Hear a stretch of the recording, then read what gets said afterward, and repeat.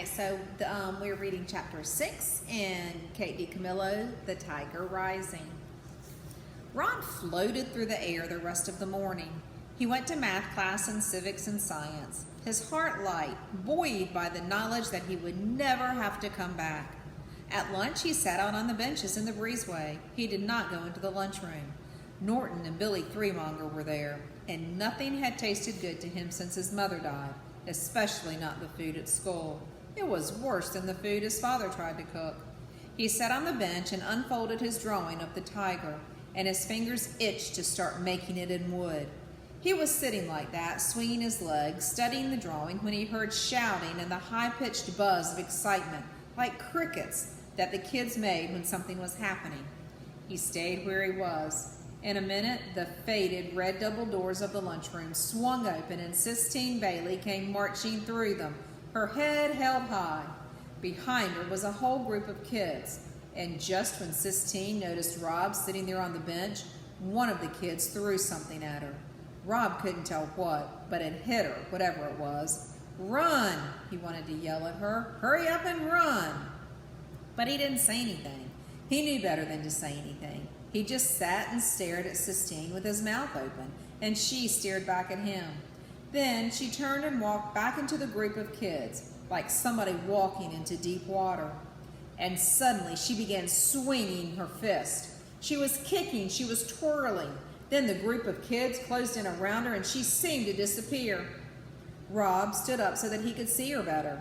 He caught sight of her pink dress. It looked all crumpled like a wadded up tissue. He saw her arms still going like mad. "Hey!" he shouted, not meaning to. "Hey!" he shouted again, louder. He moved closer, the drawing of the tiger still in his hand. "Leave her alone!" he shouted, not believing that the words were coming from him. They heard him then and turned to him. It was quiet for a minute. "Who you talking to?" a big girl with black hair asked. "Yeah," another girl said. "Who do you think you're talking to?" "Go away," Sistine muttered in her gravelly voice, but she didn't look at him. Her yellow hair was stuck to her forehead with sweat. The girl with the black hair pushed up close to him. She shoved him. "Leave her alone," Rob said again. "You going to make me?" the black-haired girl said. They were all looking at him, waiting. Sistine was waiting too, waiting for him to do something. He looked down at the ground and saw what they had thrown at her. It was an apple.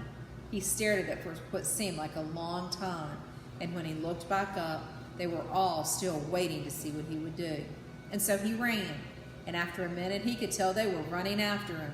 He didn't need to look back to see if they were there. He knew it.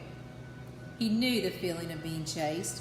He dropped the picture of the tiger and ran full out, pumping his legs and arms hard. They were still behind him. A sudden thrill went through him when he realized that what he was doing was saving Sistine Bailey. Why would he try to save Sistine Bailey? Why would he want to save anybody who hated him? He couldn't say. He just ran. And the bell rang before they caught him. He was late for his English class because he had to walk from the gym all the way to the front of the school. And he did not know where the drawing of the tiger was. But he still had Mr. Fellner's note in his back pocket, and that was all that truly mattered to him. The note that proved that he would never have to come back. Chapter 7. It turned out to be an extraordinary day in almost every possible way. It started with finding the tiger, and it ended with Sistine Bailey sitting down next to him on the bus on the way home from school. Her dress was torn and muddy. There was a scrape down her right arm, and her hair stuck out in 100 different directions. She sat down in the empty seat beside him and stared at him with her black eyes. "There isn't any place else to sit," she said to him. "This is the last empty seat." Rob shrugged. "It's not like I want to sit here," she said. "Okay," said Rob. He shrugged his shoulders again. He hoped that she wasn't going to thank him for saving her. "What's your name?" she demanded. "Rob Horton," he told her.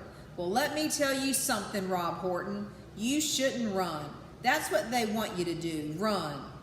Rob stared at her with his mouth open. She stared back.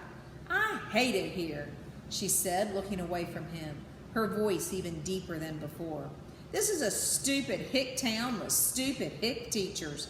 Nobody in the whole school even knows what the Sistine Chapel is. I know, said Rob. I know what the Sistine Chapel is. Immediately he regretted saying it. It was his policy not to say things, but it was a policy he was having a hard time maintaining around Sistine. I bet, Sistine sneered at him. I bet you know.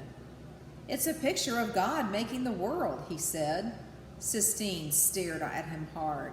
She narrowed her small eyes until they almost disappeared. It's in Italy, said Rob. The pictures are painted on the ceiling. They're frescoes. It was as if a magician had cast a spell over him.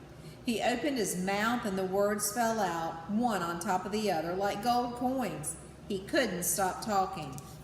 I don't got to go to school on account of my legs. I got a note that says so.